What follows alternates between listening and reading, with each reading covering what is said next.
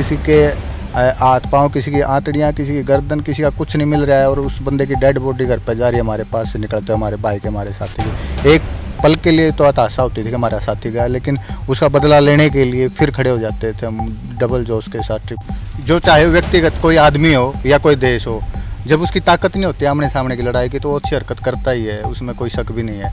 और ये एक अच्छी हरकत ही थी पाकिस्तान की, जिसका मुकम्मल जवाब दिया अपने भारत की सेना ने। ऑक्सीजन की कमी थी, माइनस में टेम्परेचर था और उस स्थिति में नॉर्मल से इक्विपमेंट और नॉर्मल से वेपन्स के साथ, जो वेपन्स उस टाइम के हमारे पास थे, तो उसको लेकर के ज़बरदस्त तरीके से मैक्सिमम जिनकी 5-7 साल नौकरी थी, 8-7 साल नौकरी थी, उन लड़कों ने तो धमाल कराया था 4 दिन में। मैक्सिमम खुरमुल्ले वगैरह होते थे जो अपना शक्कर पारे या अपने सुहाड़ी, जो आज का सावन का महीना चल रहा है, इसमें यूज़ करा, तो वो 8-10 दिन की होती थी, वो 1-1, 2-2 यूज़ करा रहे थे। अगर भाई बचा लें वहाँ, इसने वापसी पता नहीं कब मिलेगी। तो हालात ऐसे थे कि खाने से ज़्यादा हम कोशिश करते थे कि हमारे पास अम्नेशन और इनको संभाल लें, जो हमारे देश की सरहद मार के बैठे हैं। कुछ भी मान लो, देश के प्रति डेडिकेशन, वो सारी चीज़ों का एक मिक्सचर बन जाता है और वो वहाँ पे लड़ाई लड़ने के लिए काफ़ी है। चाहे आपको 6-7 दिन खाने को भी ना मिलो, पीने को भी ना मिलो, पानी भी ना मिलो आपको मीन्स, तो आप लड़ोगे और जीतोगे। ऐसे हमारे देश की सेना। बार बार वो साथी और उनके चेहरे भी याद आए, उनकी बात भी याद आए, क्योंकि उनके साथ बिस्तर भी शेयरिंग होती थी, खाना पीना भी साथ खाते थे, रहते भी साथ थे। और उनके एक के बात कहो, हाँ कितनी बार तो देख लिया और देखते जाओ। हमने तो हमारी आने वाली पीढ़ी की खून वो है, जज्बा वो है, इसी तरह जवाब देती रहेगी। आप छेड़ते जाओ, हम जवाब देते जाएंगे। तो मेरे कमांडेंट साहब थे, बोले कि बेवकूफ़ बच्चे, तेरे को मैं एक अच्छा शूटर था, फायरिंग मेरी बहुत अच्छी थी, कि तेरे को हम अच्छी जगह भेज रहे हैं, जहाँ जाके तू अपनी तैयारी करो और आगे फायरिंग की तैयारी कर। मैं बोला तितर मारने खातर थोड़े निशाने बनाए हमने, उनने संभाला है जिन खातर निशाने तैयार करें। मेरे पिताजी फौज के अंदर तो नहीं है, मतलब कच्ची फौज बोलते थे उस टाइम पे। 71 की जो लड़ाई थी, उस टाइम पे जो वॉलंटियर थे, उनमें जाने का मौका मिला था उनको। और वो बार बार जब हम छोटे थे तो स्टोरी सुना करते कि लड़ाई ऐसा आ रहा है बेटे, ऐसा आ रहा है, ये होया था वो आया था। तो कुदरत के कने ऐसे लड़ाई तो लड़ी, बहुत अच्छे से लड़ी और वो लड़ाई देश ने जीती भी है। लेकिन जब मैं वापस आया तो पिताजी नहीं थे उस टाइम पे। अगर आज फिर मौका मिले, किसी दिन सुते सुते न कोई आके लावे कि रामेश्वर खड़ा हो ले और चल लड़ाई में चलना है, बिल्कुल तैयार है वही। ना झुकने दिया तिरंगे को, ना युद्ध कभी कोई हारा है, भारत माँ तेरे वीरों ने दुश्मन को चुन चुन मारा है। और ये 2 लाइन हर एक फौजी की जिंदगी का पूरा चिट्ठा पुट्ठा बयां कर दे में है। कितने हौसले हैं, कितना संघर्ष है और कितना जज्बा है देश के प्रति, कि आज तक जब भी दुश्मन ने इस देश पे आंख उठाने की कोशिश करी है, हर बार उनके दांत खट्टे करने का काम देश के सैनिकों ने करा है। आज कारगिल विजय दिवस है, ऑपरेशन विजय, जो कारगिल के युद्ध में भारत ने शुरू करा पाकिस्तान के खिलाफ और विजय हासिल करी ऑपरेशन विजय में। आज कारगिल विजय की जो पूरी कहानी है वो जानने के लिए गांव में पहुंचे। हाँ, हैबतपुर गांव है और यहाँ से कमांडो रामेश्वर शोराण हैं, जो कारगिल युद्ध के योद्धा हैं, वीर सिपाही हैं, जो आज हमारे साथ मौजूद हैं। आप सब ने भी मिलवाएंगे। राम राम, मैं हूँ विक्की बैरागी, ना किसी का दुश्मन ना किसी का सागी, और थम देखने लाग रहे हो ज़बरदस्त हरियाणा। आज सबसे पहले तो कारगिल विजय दिवस की सब ने शुभकामनाएँ। कमांडो भाई, आपने भी बहुत बहुत शुभकामनाएं कारगिल विजय दिवस बहुत बहुत बधाई, समस्त देशवासियों को बधाई। राम राम, जय हिंद। और आपके चैनल के माध्यम से मैं एक बात कहूँगा शुरुआत में कि ये सिर्फ विजय नहीं, ये हमारे उन साथियों के बिछड़ने का दर्द भी है जिन्होंने इस देश के लिए कुर्बानी दी। और बहुत बड़ी बात यह है कि आज हमारा देश इसको पर्व के रूप में मना रहा है, क्योंकि एक बहुत बड़े साहस का काम किया था भारतीय सेना ने। और उसी के चलते आज हम इस चीज़ को यहाँ पे बार बार प्रदर्शित करने की कोशिश करें कि हमारे देश के वीर जो हैं वो वर्ल्ड के जो टॉप मोस्ट जो आर्मी की बात करते हैं उसमें शुमार है। हम किसी भी चीज़ में पीछे और कमज़ोर रहने वाले नहीं हैं। बिल्कुल, किसी भी चीज़ में पीछे रहने वाले नहीं हैं, कमज़ोर रहने वाले नहीं हैं। और ये बात भाई साहब ने कही, मेरे मुँह पर भी यही अगली बात आने वाली थी कि भले ही आज का दिन गौरव का दिन है, हम सब ने फ़क्र ते सीना चौड़ा हो जावा है, ऐसा दिन है, लेकिन फिर भी जब याद आवा है कि हमने हमारे वीर शहीद गंवाए भी थे तो आँखें में पानी भी ज़रूर आ जावा है। तो कारगिल विजय दिवस की वो कहानी, उस पर हम आज इस वीडियो में चर्चा करेंगे। कारगिल का युद्ध आपने लड़ा, उसके बाद एक और बड़ा ऑपरेशन जो था मुंबई ताज 26/11 का, जो आपने सुना होगा, हर आदमी जाना है, उसमें भी एनएसजी कमांडो के तौर पर आपने मतलब अपनी और पूरी जो बटालियन थी, टीम थी, जो फौजी थे हमारे, सब ने जिस तरीके का योगदान दिया, जिस तरीके से लड़े और देश को मतलब सुरक्षित रखा दुश्मनों से। कारगिल पे बात करेंगे। कारगिल का युद्ध था, उस टाइम पे जब शुरू होया, उस वक्त आप कहाँ थे? विक्की भाई, आपा उस हिस्सा के एक रहनुमाई करके उस जगह से निकलने वाले बच्चे थे, जिसकी आप कल्पना करा, बार बार जिक्र करा कि इस देश के अंदर किसान और मजदूर के बच्चे, क्योंकि अब पीछे बीते टाइम में किसान आंदोलन के अंदर मैं आपकी भूमिका देख रहा था बार बार, जिस तरह आपने प्रयास किया इस आवाज़ को, इस हलक को जगाने का। तो किसान और मजदूरों के बच्चे ही हैं जो देश की सरहदों पर जान देने का काम करते हैं। तो स्पष्ट रूप से मैं भी उसी का एक छोटा सा पार्ट हूँ। और आपने पूछा कि भाई कहाँ पे थे, एक्चुअल 99 के अंदर कारगिल वार हुई थी और 98 के अंदर मेरी इनरोलमेंट थी। तो ये कह सकते हैं कि कंप्लीट ट्रेनिंग का होना और उसके तुरंत बाद कारगिल युद्ध का होना हमारे लिए तो एक वरदान था कि जिस सपने को लेकर के हम देश की सेना में भर्ती हुए थे वो साकार हो गया हमारा तुरंत ट्रेनिंग करते ही। मतलब जाते ही मौका मिल गया? जाते ही मौका मिल गया। अच्छा, तो भाई साहब जिस तरीके से पाकिस्तान की बात करें हम, लगातार पहले भी होता आया। 1965 में लड़ाई हुई, हराए। 1971 में लड़ाई हुई, हराए, और बुरी तरह हराए, यूँ भी नहीं। उसके बाद समझौता हुआ है, शांति समझौता लाहौर में, कि आज के बाद दोनों देशों के बीच में शांति रहेगी, कोई एक दूसरे के बीच में इंटरफेयर नहीं करेगा।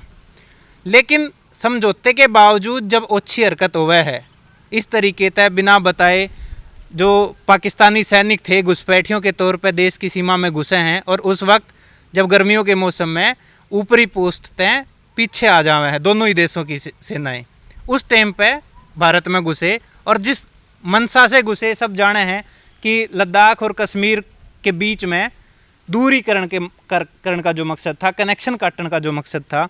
तो क्या लगा था, इस पर बात करेंगे कि अगर वो हो जाता, अगर वो मकसद में कामयाब हो जाते तो कितना कुछ नुकसान था देश की खातिर। काफ़ी सारी चीज़ें आपके एक शब्द में निकल आई, ओछी हरकत। क्योंकि जो चाहे व्यक्तिगत कोई आदमी हो या कोई देश हो, जब उसकी ताकत नहीं होती आमने सामने की लड़ाई की तो वो अच्छी हरकत करता ही है, उसमें कोई शक भी नहीं है। और ये एक अच्छी हरकत ही थी पाकिस्तान की, जिसका मुकम्मल जवाब दिया अपने भारत की सेना ने। दूसरी बात कि अगर वैसा हो जाता तो ये तो मेरे ख्याल में कल्पना ही नहीं कर सकते कि ऐसा होने देगी हमारे भारत की सेना, क्योंकि हमारे पास आज के दिन तो बहुत अच्छी टेक्नोलॉजी है, बहुत अच्छे वेपन्स हैं, बहुत अच्छे हमारे एक मतलब जो आज की जो वक्त की डिमांड है उसके हिसाब से सेना के पास सारी चीज़ें अवेलेबिलिटी हैं हमारे पास।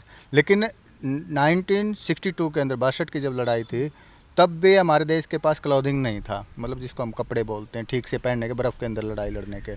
1999 की जो कारगिल वार थी वहाँ पर हमने खुद ने भी DMS जूते पहन के, मतलब जो एक नॉर्मल वेदर में पहनते हैं जैसे कि अपने यहाँ पे, उन जूतों के अंदर भी, और नॉर्मल जो एक किट होता है जिसको बोलते हैं कि बिल्कुल मतलब ऑफ हुआ टाइम से, उनको पहन करके लड़ाई लड़ी हमारे देश के सूरमाओं ने।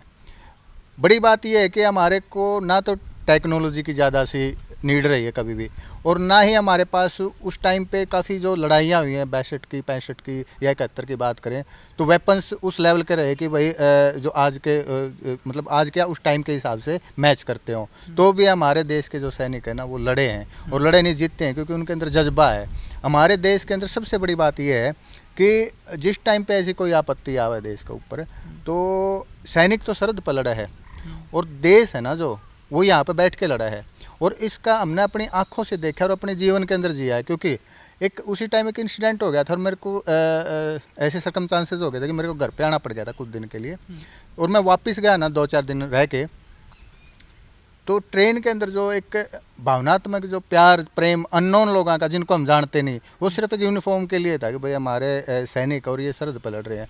तो वो ही एक मतलब इतना आक्रोश या इतना जज्बा या इतना अग्रेसिव कुछ भी मान लो, देश के प्रति डेडिकेशन, वो सारी चीज़ों का एक मिक्सचर बन जाता है। और वो वहाँ पर लड़ाई लड़ने के लिए काफ़ी है, चाहे आपको 6-7 दिन खाने को भी ना मिलो, पीने को भी ना मिलो, पानी भी ना मिलो आपको मीन्स, तो आप लड़ोगे और जीतोगे। ऐसे है हमारे देश की सेना। बिल्कुल, और ये जज्बा है जो भारत के से हर सैनिक में देखने मिले है। जिस टाइम पे हम देश में रह के, भीतर रह के, कदे हिंदू मुस्लिम की लड़ाई लड़े हैं, कदे जात पात की लड़ाई लड़े हैं, उस टाइम पे देश का हर एक सैनिक बॉर्डर पे या कहीं ना कहीं खड़ा होके अपनी जान हथेली पर रख के अपनी पूरी ज़िंदगी न्यौछावर कर रहा है देश की सेवा में, हम सब की रक्षा में। और इस तरीके से जब जोश की बात आवे है तो देखने में यो आम सी भाषा है कि गांव में से ज़्यादातर फौजी निकले हैं, है ना।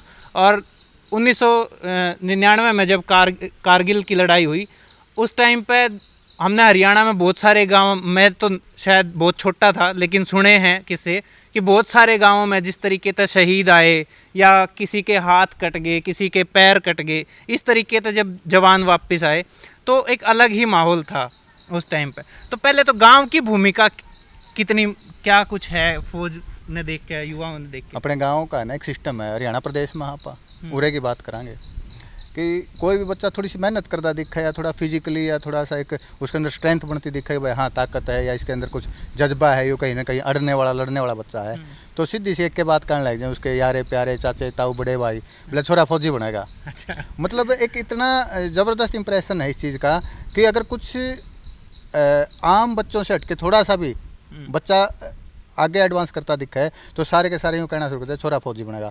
तो इसे आप समझ को कि हमारे लिए सिर्फ फौज नौकरी नहीं है, पेट भरने का साधन नहीं है, पेट गुजारा जीवन बसर का साधन नहीं है। हमारे लिए फौज है जो एक वो जगह है जहाँ पे अपने अरमानों को हम पूरा करने की कोशिश करें, जो देशभक्ति की बात है। तो वो जज्बा है ना जो उसको बनाने की एक जगह है कि हम फौज में जाएं। बात अगर हम करें रामेश्वर शोराण की, तो रामेश्वर शोराण ने वो उस तरीके की हरकतें बचपन में करना कब शुरू करी, या कौन कौन सी हरकतें ऐसी थी जब घर वालों ने, अड़ोसी पड़ोसियों ने, रिश्तेदारों ने कहना शुरू करा अगर भाई फौज में जान दो इन्हें? ये तो एक्चुअली क्या है कि हर किरदार के पीछे कहानी आ रहा है और सबकी अपनी अपनी कहानी है। तो स्पष्ट रूप से मैं उसी चीज़ को फिर घुमा दूँ यहीं पे कि क्या मेरी कहानियाँ रही है। कहानियाँ स्पेशल कुछ नहीं थी, लेकिन जब मेहनत करते थे ना, तो मेरे एक साथी भी हैं, वो आपके पीछे बैठे हैं, वो अगर बीच में टाइम मिले तो उनका फेस भी दिखा दियो। एक ये थे, एक हम थे और एक साथी और थे। हम साथ वाले बच्चों से अलग हट के मेहनत करते थे। अच्छा। तो बस एक ही जज्बा था, कुछ अलग करना है, कुछ अलग करना है, कुछ देश के लिए करना, देश के लिए करना है। तो वक्त के तकाजे हैं कि एक भाई तो हैं जो वो तो अभी हरियाणा पुलिस में है, एक भाई ये गांव में सेवा दे रहे हैं तब से अब तक। मेरे को मौका मिल गया, मैं अपने आप को लक्की मानता हूं कि मैं वहां गया, मेरे को देश के लिए लड़ने का मौका मिला। इसके साथ साथ एक चीज़ और मैच करती है कि जो मेरे फादर साहब थे, मेरे पिताजी फौज के अंदर तो नहीं है, एक मतलब कच्ची फौज बोलते थे उस टाइम पे, 71 की जो लड़ाई थी। अच्छा। उस टाइम पे जो वॉलंटियर थे, हाँ। उनमें जाने का मौका मिला था उनको। अच्छा। और वो बार बार जब हम छोटे थे तो स्टोरी सुना करते कि लड़ाई ऐसा आ रहा है बेटे, ऐसा आ रहा है, ये होया था वो आया था। तो बस एक अंदर से है ना उकसी उठती थी कि बड़े हो जाओ भर्ती हम भी फौज में, और पिताजी हम बताएंगे कि फौज में लड़ाई को हम भी लड़के देखेंगे। अच्छा। तो कुदरत के कने ऐसे लड़ाई तो लड़ी, बहुत अच्छे से लड़ी और वो लड़ाई देश ने जीती भी है। लेकिन जब मैं वापस आया तो पिताजी नहीं थे उस टाइम पे। हाँ, ये जानकारी हमने मिली कि आपके पिताजी लड़ाई लड़के आए। हाँ।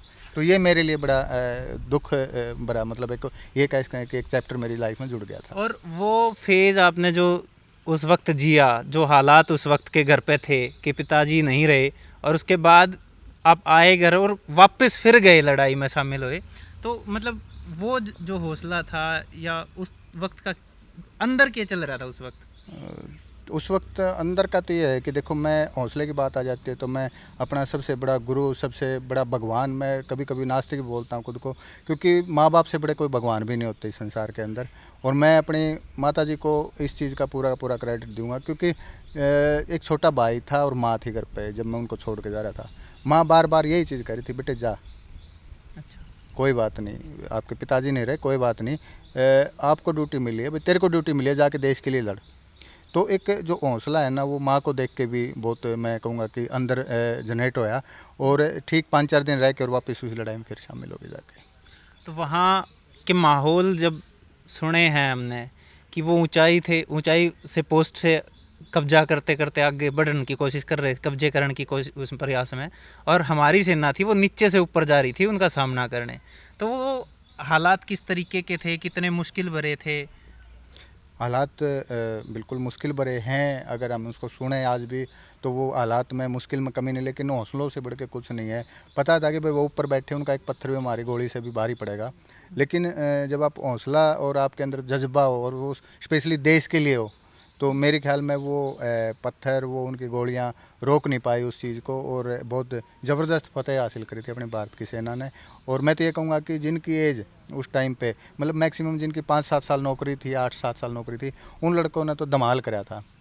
अच्छा। मतलब ऑक्सीजन की कमी थी, माइनस में टेम्परेचर था, और उस स्थिति में हम्म। नॉर्मल से इक्विपमेंट और नॉर्मल से वेपन्स के साथ, जो वेपन्स उस टाइम के हमारे पास थे, तो उसको लेकर के ज़बरदस्त तरीके से, मतलब हम खुद है ना, जो चीज़ कर लेते थे, जो चीज़ हम कंप्लीट करते थे, उस पर हमारे एक मतलब अपने आप को इंस्पायर करने की चीज़ें मिलती थी कि हम ये चीज़ कर सकते हैं, आई कैन।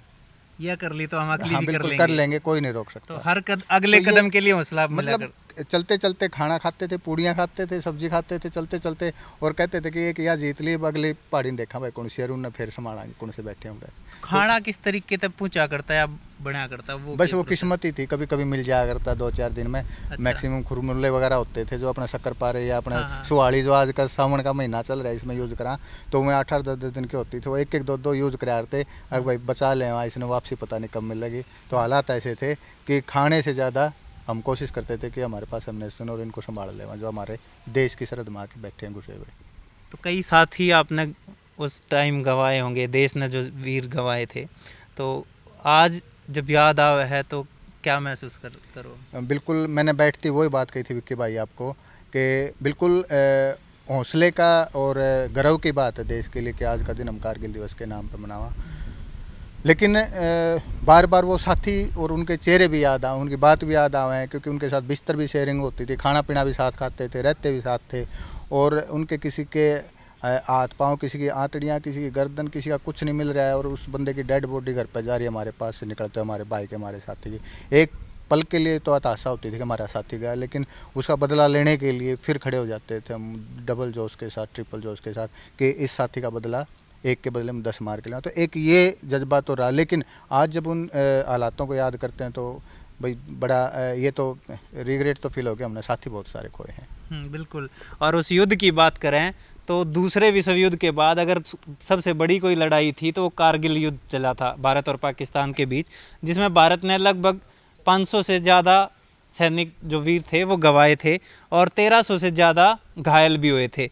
लेकिन अगर मैं बात करूं, कुछ यादें ना इसी होया करे हैं जो ज़िंदगी भर कदे दिमाग पर तो नहीं जाएंगी, चाहे हमारी उम्र कितनी हो जाओ, है ना, वो हमेशा पत्थर की पर लिख दिया करे ना, इसी बन के रह जावे हैं। तो इसी कोई याद या ऐसा कोई साथी के साथ किस्सा जो आज वो नहीं है लेकिन वो हमने आज भी याद है आपकी ज़िंदगी? ऐसे तो काफ़ी सारे साथी हैं जो कि अपनी जान लुटा करके अपने साथियों की बचा के, उनमें हम भी शामिल है, वो चले गए दुनिया से रुखसत कर गए। लेकिन एक साथी हैं हमारे पास ऐसे कि जिनके हमने याद बार बार आवे, और उसके बाद के भी साथी रहे हैं, जैसे इंसर्जेंसी की बात रही है तो गुलाब सिंह हमारे एक साथी होते थे, उनकी बड़ी याद आती है, वो बुआनी खेड़ा से रहने वाले थे। ऐसे ही सिक्कर के एक साथी थे, ऐसे ही हमारे वहाँ पे हौलदार पदम सिंह थे, हौलदार जय भगवान जी थे। मतलब इस तरह काफ़ी सारे साथी रहे हैं जिनके हमने याद तो बहुत आवे है, लेकिन अब सिर्फ याद ही है। और उस चीज़ को पूरी करने के लिए हमने ना, पता नहीं क्यों, एक फ़ौजी के अंदर एक चीज़ का तो जज्बा रहेगा, आप देखोगे हमेशा वो लोगों से हटके दिखता है कि भाई ये बंदा अलग रहता है, लेकिन उसके अंदर काफ़ी कुछ उथल पुथल होती है माइंड के अंदर, क्योंकि वो सरहद के ऊपर होता है, जब ना तो वहाँ पे जाति पाति होती, ना धर्म होता, कुछ भी देश धर्म है उसका। और यहाँ पे जब आवे है ना रिटायरमेंट के बाद, और वो भाईचारा ने देखा है, समाज ने देखा है, और उसने काफ़ी सारी चीज़ें बदली हुई दिखे हैं, यानी आज लोगों की प्राथमिकताएं क्या हो रही हैं, और वहाँ पे जीवन किस हिसाब से चले, तो काफ़ी सारे उसने बदलाव दिखे। तो इसी चीज़ के चलते एक आग है जो उसको यहाँ पे शांत करने की कोशिश करते हैं लोग, कि हम कुछ अच्छा करें, कुछ अच्छा सोचें, अच्छा स्प्रेड करें, अच्छा लोगों को बतावें। तो बस ज़िंदगी मेरी अगर पर्सनली व्यक्तिगत की बात करो तो मैंने तो अपने आप को उस चीज़ में डाल लिया कि मेरे लिए जीवन यही है कि कहीं भी किसी भी तरीके से, किसी न किसी रूप में, किसी भी तरह की मदद हो जाए तो वो करने की कोशिश करना, चाहे फिजिकली, चाहे मेंटली, चाहे बातों से, कुछ भी। बदलाव की बात करें तो इस टाइम पे जब आपकी उम्र कितनी थी जब आप ज्वाइनिंग करी हो? ज्वाइनिंग करी उस टाइम पे 19 साल उम्र 19 साल। थी। तो 19 साल की उम्र में जब आप गए, भर्ती हुए, फिर लड़ाई लड़ी, फिर 26/11 वाला भी जो ऑपरेशन था वो होया, और जब आप वापस आओ हो गांव में, तो उस टाइम के गांव में और वापस आए या आज की सिचुएशन में जो सिचुएशन जो गांव की है उसमें कितना के फ़र्क देखने लग रहे हो, या तैयारी करा करते जी तो उस टाइम आपके हम उम्र जो दोस्त थे वह, और आज के कुछ सुविधाएं हैं या उस तरीके की जगह है गांव में या? सुविधाएं तो बेसिक रूप से है ना ज़्यादा ही दिख रही हैं लोगों को। अच्छा। एक तो ये हमारे हाथ में जूझना हो गया है, हम्म। उसमें आज का जो युवा हो तो गुम हो रखा है पूरा का पूरा। दूसरा फोन आप की बात कर रहे हो? फ़ोन की बात कर रहा हूँ। पीछे जो कैमरा मेरे ख्याल में दिखा भी रहा होगा हाँ। अपना, ये जो जोड़ दिख रहा है और हाँ। जोड़ के पार जो दिख रहा है, हाँ। ये आज से 20-25-30 साल पहले ऐसा तो नहीं था। यहाँ पे बहुत अच्छे मतलब इस टाइम पे बैठते तो एक अलग तरह का परिवेश होता था, मतलब ये कह सकें कि एक किस्म की जन्नत होती थी। कुएँ होते थे, पनिहारे होते थे, मतलब गांव से पानी भरती थी औरतें। आजकल सुविधाओं के चलते वो सारी चीज़ें ख़त्म तो होगी। पीछे बनी थी, बनी के अंदर जाड़ और जाटी जो भी आप बोलो हो उनने अपनी भाषा में, वह पेड़ होया करते बहुत सारे। आजकल वो भी चीज़ें नहीं है। आज सावन के बीच में बैठे हैं, आज शिवरात्रि भी है ना। हाँ। तो इधर तो इतनी पिंगे होती थी, झूले जिसको बोलते हैं हम, कि लुगाइयाँ है ना, मतलब औरतें इकट्ठी हो के गीत गाना शुरू करती थी महीना भर पहले। अपने डाले रोक लिया आरती, उरे मेरी पिंग उरे मेरी पिंग, है ना। आज के दिन वो चीज़ें आपने कहीं रास्ते में भी नहीं दिखी इधर तक आते आते। तो इस स्पीड के ज़माने में हमने सारी चीज़ें खो दी हैं, ना तो इंसानियत ना भाईचारा, और ना ही किसी के दर्द में किसी ने है ना अड़ंगा फंसाने की है ना नीड महसूस होती। बस अपना पेट भरने तक लोग सीमित हो गए हैं। तो ये तो बदलाव खूब सारा है और दिख रहा है, लोग समझ भी रहे हैं। पता नहीं क्यों फिर उसी जगह पर जाने की कोशिश तो करें लेकिन जा नहीं पा रहे। मैं तो बोलता हूँ कि बहुत सारी चीज़ें हमने खो दी हैं इस सहूलियत भरी ज़िंदगी जीने के चक्कर में। उस टाइम तैयारी करा करते या पढ़ा करते, वो जगह आज वैसी हैं? कितनी बदल गई, कितनी याद आवे हैं जब वहाँ से गुजरो सामने से? आप ये स्कूल देखोगे जो, तो इसके अंदर जहाँ हमने मेहनत करी थी, तो आज तो वो तो ना तो वो स्कूल से रहे भाई, अच्छे स्कूल बन गए हैं बहुत बढ़िया। आज के दिन बड़ी अच्छी बातें कर रहे हैं कि स्कूल ऐसे हो जाएंगे वैसे हो जाएंगे, होंगे जब होंगे। लेकिन वो जो हमारे लिए तो है ना वही स्कूल था, वही कसरत का रूम था, वही कसरत की जगह थी, वही ज़िंदगी थी, वही जन्नत थी। मतलब सारा दिन मेहनत करी, उसके बाद छुट्टी हो गई स्कूल की, वहाँ पर जाके अपना है ना खेत में काम करके आगे, वो भी स्पीड से करके आके हमने वहाँ पर जाके प्रैक्टिस करनी है। मेरे ख्याल में वो सपने देखने की उम्र भी थी, और उस सपने देखने के साथ साथ जो ज़िंदगी जी ली ना, आज तक वो ज़िंदगी दोबारा नहीं मिली है विक्की भाई। सब कुछ है आस पास में, लेकिन वो चीज़ें नहीं है जो हमने खो दी हैं इस जगह तक आते आते। वो बहुत याद आ बहुत याद आ, बहुत ज़्यादा।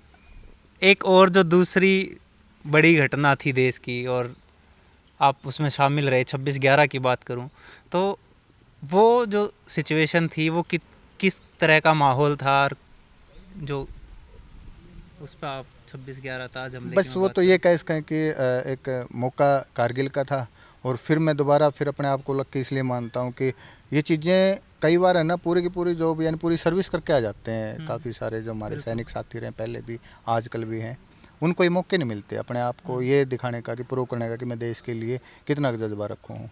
मेरी लाइफ में एक तो मैंने बताया कि ट्रेनिंग करते ही मौका मिल गया, मैं उछड़ा था जी लगा के ना कि भाई मौका मिल गया।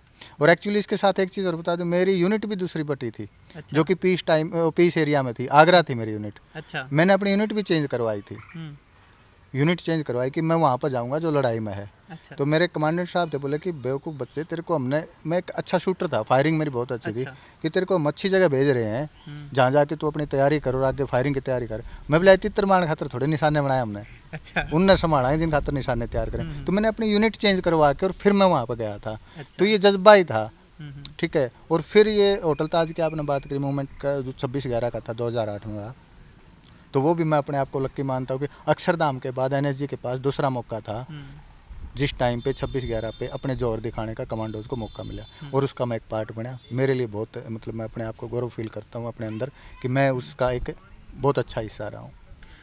अगर आज फिर मौका मिले, किसी दिन सुते सुते न कोई आके अलावा है कि रामेश्वर खड़ा हो ले और चल लड़ाई में चलना है, बिल्कुल तैयार हूँ भाई।